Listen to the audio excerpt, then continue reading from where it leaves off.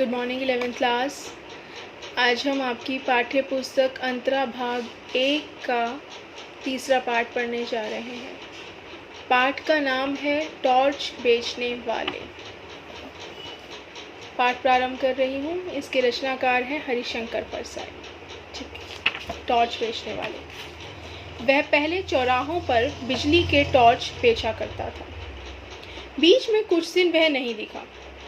कल फिर दिखा, मगर इस बार उसने दाढ़ी बढ़ा ली थी और लंबा कुर्ता पहन रखा था। मैंने पूछा, कहाँ रहे और यह दाढ़ी क्यों बढ़ा रखी है? उसने जवाब दिया, बाहर गया था। दाढ़ी वाले सवाल का उसने जवाब यह दिया कि दाढ़ी पर हाथ फेरने लगा। मैंने कहा, आज तुम टॉर्च नहीं बेच रहे हो? उसने कहा, वह काम बंद कर दिया। अब तो आत्मा के भीतर टॉर्च जल उठा है। यह सूरज छाप टॉर्च अब व्यर्थ मालूम होते हैं। मैंने कहा, तुम शायद संन्यास ले रहे हो। जिसकी आत्मा में प्रकाश फैल जाता है वह इसी तरह हरामखोरी पर उतर आता है। किससे दीक्षा ले आए? मेरी बात से उसे पीड़ा हुई। उसने कहा, ऐसे कठोर वचन मत बोलिए। आत्मा सबकी एक है। मेरी आत्मा को चोट पहुंचाकर आप अपनी ही आत्मा को घायल कर रहे हैं। मैंने कहा, यह सब तो ठीक है, मगर यह बताओ कि तुम एकाएक ऐसे कैसे हो गए? क्या बीवी ने तुम्हें त्याग दिया? क्या उधार मिलना बंद हो गया? क्या साहूकारों ने ज्यादा तंग करना शुरू कर दिया? क्या चोरी के मामले में फंस गए हो?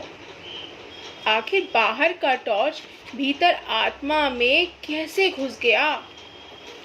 उसने कहा, आपके सब अंदाज गलत हैं। ऐसा कुछ नहीं हुआ। एक घटना हो गई है जिसने जीवन बदल दिया। उसे मैं गुप्त रखना चाहता हूँ, पर क्योंकि मैं आज ही यहाँ से दूर जा रहा हूँ, इसलिए आपको सारा किस्सा सुना देता हूँ। उसने बयान शुरू किया। 5 साल पहले की बात है। मैं अपने एक दोस्त के साथ हताश एक जगह बैठा था। हमारे सामने आसमान को छूता हुआ एक सवाल खड़ा था। वह सवाल था, पैसा कैसे पैदा करें? हम दोनों ने उस सवाल की एक एक टांग पकड़ी और उसे हटाने की कोशिश करने लगे। हमें पसीना आ गया, पर सवाल हिला भी नहीं। दोस्त ने कहा, यार, इस सवाल के पांव जमीन में गहरे गड़े हैं, यह उखड़ेगा नहीं, इसे टाल जाए। यानी छोड़ो भाई, अब कहाँ से क्या सोचें, कैसे पैसा पैदा होगा। हमने दूसरी तरफ मुंह कर लिया, पर वह सवाल फिर हमारे सामने आकर खड़ा हो गया। तब मैंने कहा, यार, यह सवाल टलेगा नहीं, चलो इसे हल ही कर दें। पैसा पैदा करने के लिए कुछ काम धंधा करें। हम इसी वक्त अलग अलग दिशाओं में अपनी असली किस्मत आजमाने निकल पड़े। 5 साल बाद ठीक इसी तारीख को इसी वक्त हम यहाँ मिले। दोस्त ने कहा, यार, साथ ही क्यों ना चले? ठीक है। तो इन्होंने अब जो दोस्त कहानी बता रहा है, उसने कहा कि मैंने ही ये आइडिया दिया कि चलो भाई ऐसा करते हैं, अलग अलग दिशाओं में जाते हैं और 5 साल बाद इसी तारीख को यहीं आकर के मिल लेंगे। तो इसका दोस्त कहता है कि भाई साथ ही चल पड़ते हैं। मैंने कहा, नहीं, किस्मत आजमाने वालों की जितनी पुरानी कथाएं मैंने पढ़ी हैं, सब में वे अलग अलग दिशा में जाते हैं। साथ जाने में किस्मतों के टकराकर टूटने का डर होता है। तो साहब, हम अलग अलग चल पड़े। मैंने टॉर्च बेचने का धंधा शुरू कर दिया। चौराहे पर या मैदान में लोगों को इकट्ठा कर लेता और बहुत नाटकीय ढंग से कहता, आजकल सब जगह अंधेरा छाया रहता है, रातें बेहद काली होती हैं, अपने ही हाथ नहीं सूझता, आदमी को रास्ता नहीं दिखता, वह भटक जाता है, उसके पांव कांटों से बिंध जाते हैं, वह गिरता है और उसके घुटने लहूलुहान हो जाते हैं, उसके आसपास भयानक अंधेरा है, शेर और चीते चारों तरफ घूम रहे हैं। सांप जमीन पर रेंग रहे हैं, अंधेरा सबको निगल रहा है, अंधेरा घर में भी है। आदमी रात को पेशाब करने उठता है और सांप पर उसका पांव पड़ जाता है, सांप उसे डस लेता है और वह मर जाता है। आपने तो देखा ही है साहब कि लोग मेरी बातें सुनकर कैसे डर जाते थे, पर भरी दोपहर में वे अंधेरे के डर से कांपने लगते थे। आदमी को डराना कितना आसान है।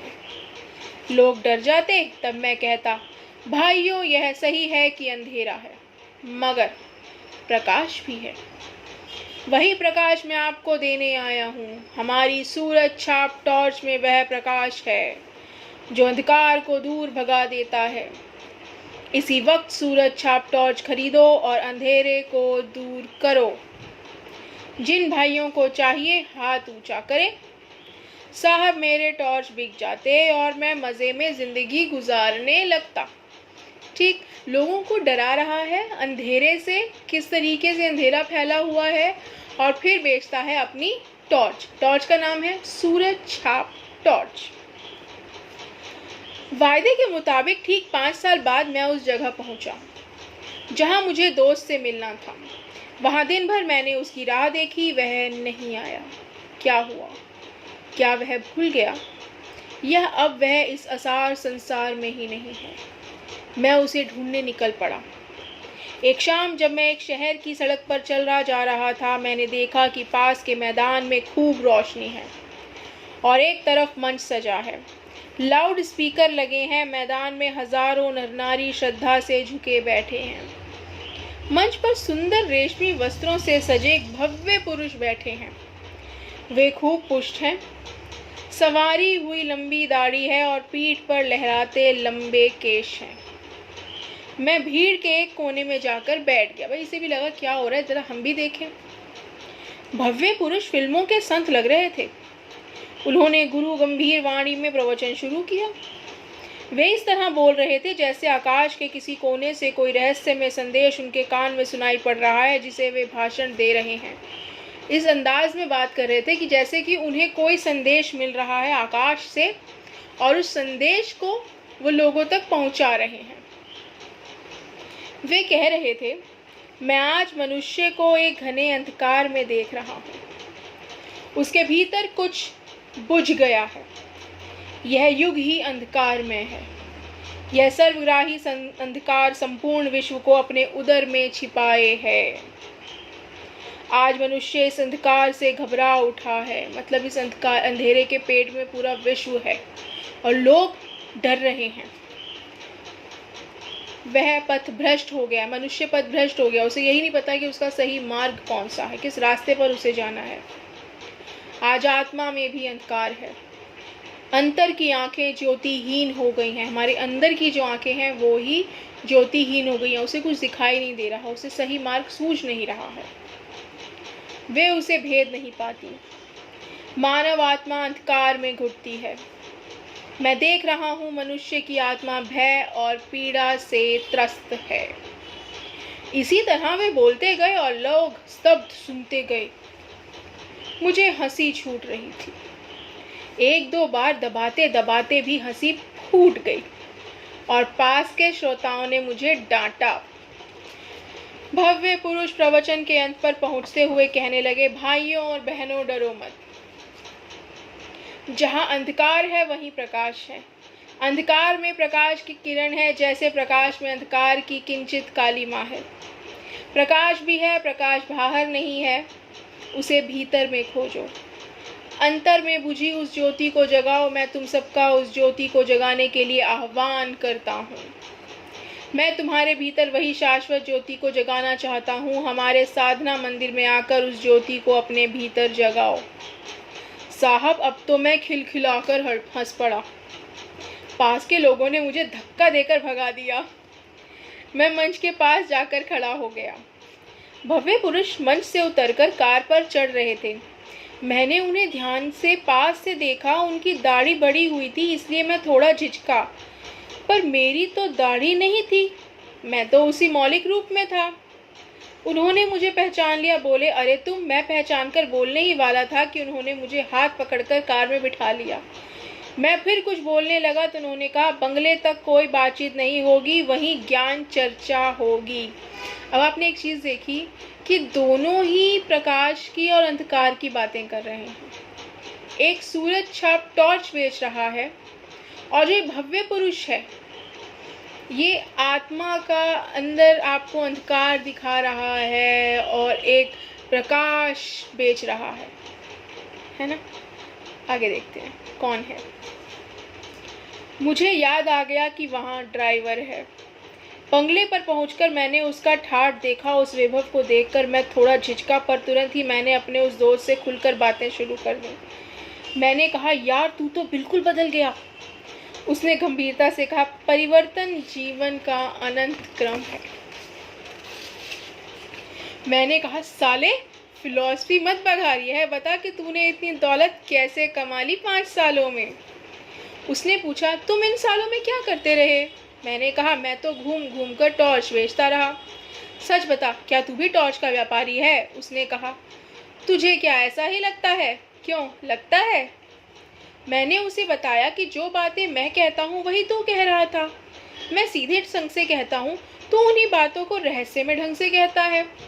अंधेरे का डर दिखाकर लोगों को टॉर्च बेचता है। तू भी अभी लोगों को अंधेरे का डर दिखाकर टॉर्च बेच रहा है। तू भी तो टॉर्च ही बेच रहा है। मतलब जैसे मैं अंधेरे का डर दिखा करके टॉर्च बेच रहा हूँ, तू भी तो अंधेरे का डर दिखा करके टॉर्च बेच रहा है। उसने कहा, तुम मुझे नहीं जानते, मैं टॉर्च क्यों बेचूंगा? मैं साधु, दार्शनिक और संत कहलाता हूँ। मैंने कहा, तुम कुछ भी कहलाओ, बेचते तुम टॉर्च हो। तुम्हारे और मेरे में प्रवचन एक जैसे हैं। चाहे कोई दार्शनिक बने, संत बने या साधु बने, अगर वह लोगों को अंधेरे का डर दिखाता है तो ज़रूर अपनी कंपनी का टॉर्च बेचना चाहता है।